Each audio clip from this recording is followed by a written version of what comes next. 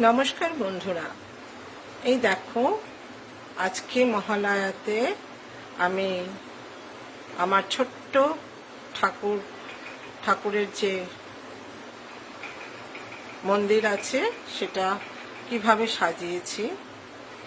এখানে আমার কৃষ্ণা আছে, মা সরস্বতী আছে, গণেশ আছে, ছোট্ট নন্দলালা আছে, আর আছে বালাজি, আর তার সাথে রয়েছে হনুমানজি।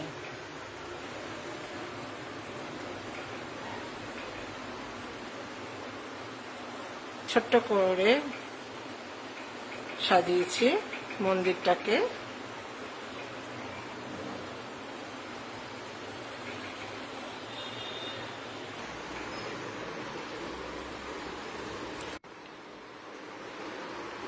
আর এখানে আদিয়োগীকে সাজিয়েছি, তার সাথে রয়েছে লাফিং বুদ্ধা, আর এখানেও আমার গণেশ রয়েছে, গণেশ ভগবানকেও রেখেছি।